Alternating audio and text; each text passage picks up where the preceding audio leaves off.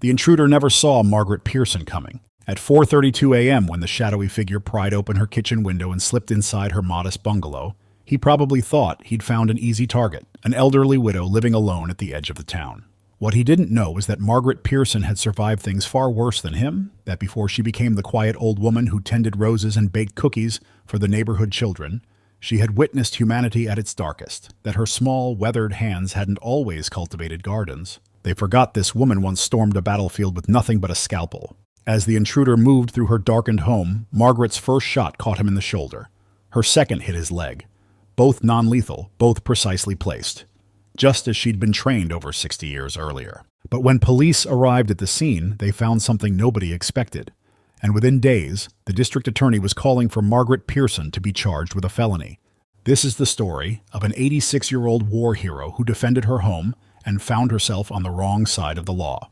To understand what happened that night, you need to understand Margaret Pearson. To her neighbors on Elmwood Lane, she was simply Miss Margaret. The elderly widow who kept her lawn immaculate, hosted the best 4th of July barbecues, and never missed a town council meeting.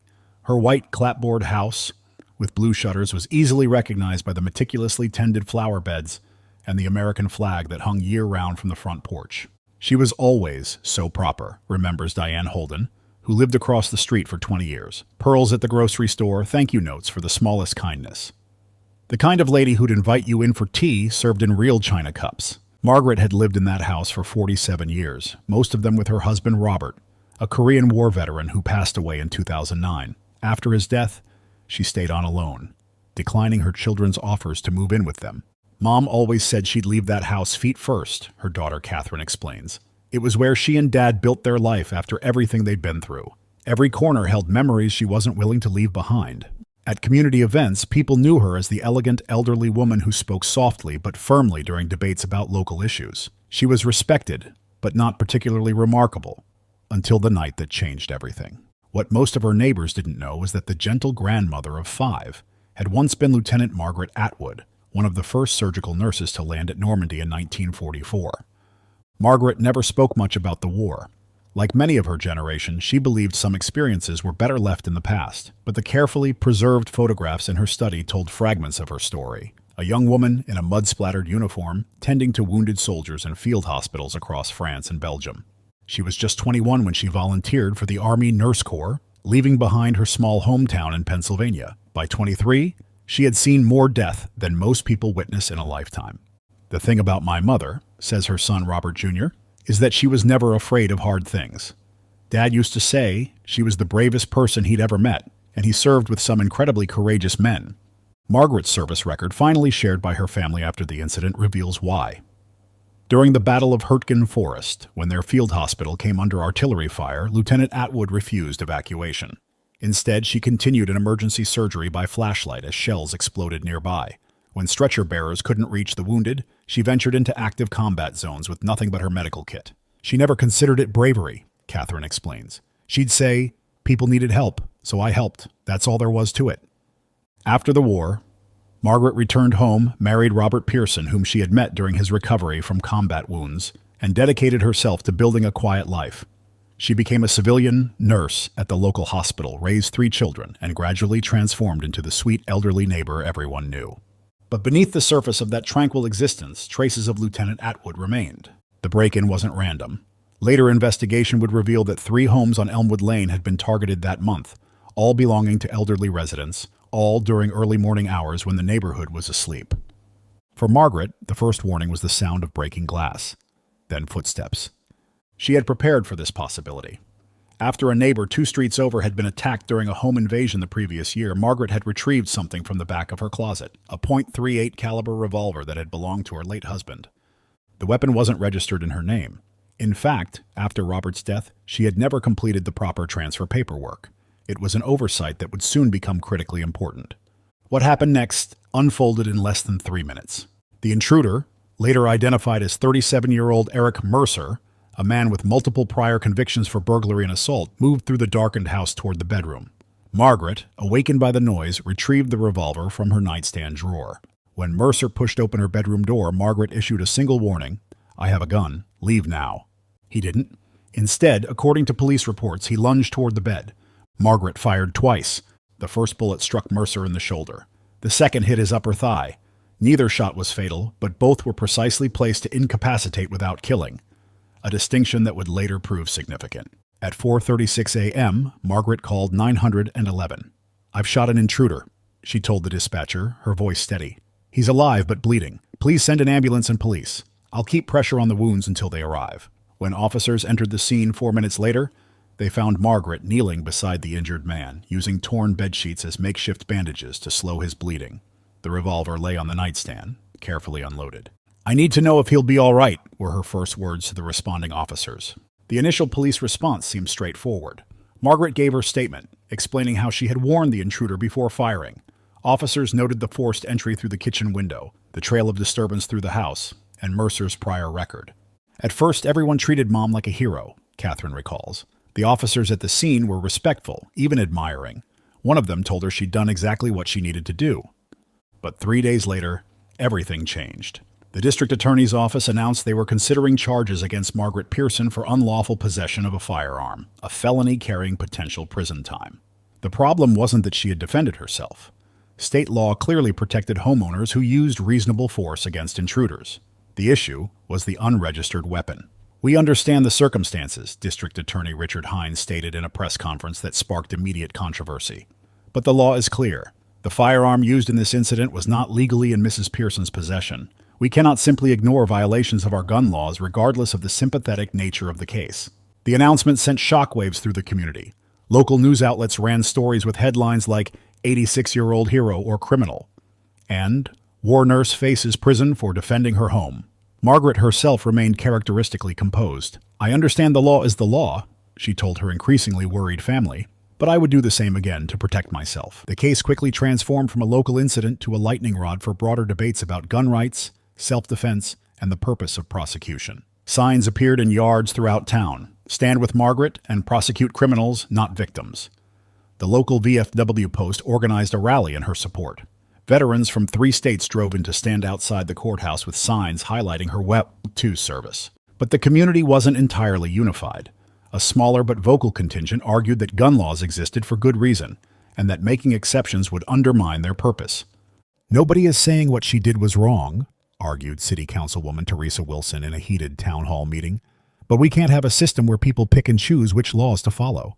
Online, the debate grew even more polarized. Margaret's story was shared hundreds of thousands of times, with commentators from across the political spectrum using her case to argue broader points about everything from the Second Amendment to ageism to the criminal justice system.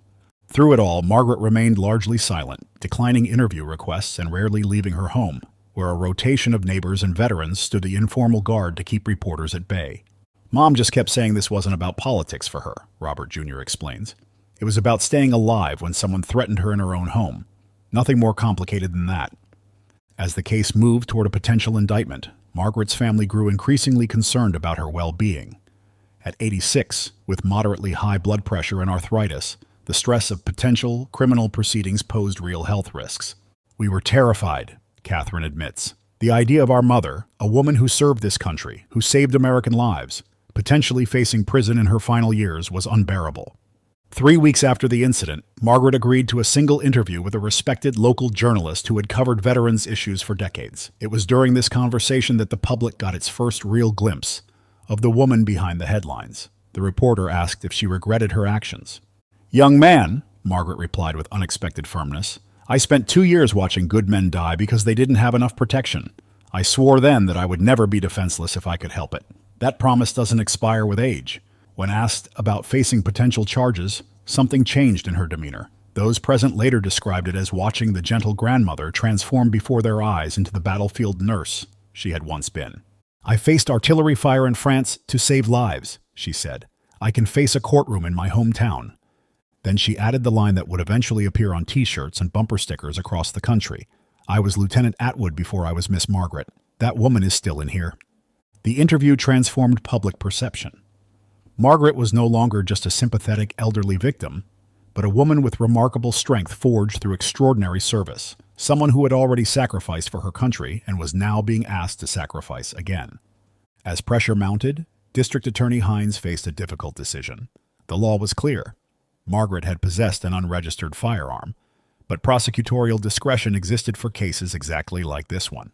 Behind closed doors, debates raged in the DA's office. Junior prosecutors argued for leniency, citing Margaret's age, circumstances, and service record. Others worried about setting precedents that might undermine gun registration requirements. Meanwhile, Margaret's attorney, a retired JAG officer who had volunteered to represent her pro bono, prepared a unique defense. Rather than arguing that she was innocent of the technical violation, he gathered evidence of her exceptional character and service to make the case that prosecution would not serve justice. "This isn't about whether she broke the letter of the law," he explained in a preliminary hearing. "It's about whether prosecuting an 86-year-old war hero for protecting herself serves any societal purpose." The breakthrough came from an unexpected source. The injured intruder, Eric Mercer, issued a statement from his hospital bed through his public defender. "She could have killed me," the statement read. "She didn't. She shot to stop me, then tried to save me. I can't defend what I did, breaking into her home, but I can say this lady showed more mercy than I deserved." 2 months after the incident, District Attorney Hines called a press conference. Camera crews from national networks gathered as he approached the podium, Margaret standing nearby with her family and attorney. "After careful consideration of all factors in this case," Hines announced, "our office has determined that pursuing criminal charges against Mrs. Pearson would not serve the interests of justice. The technical resolution was a form of deferred prosecution. Margaret would surrender the unregistered weapon, complete a firearm safety course, and properly register a new firearm if she chose to own one in the future."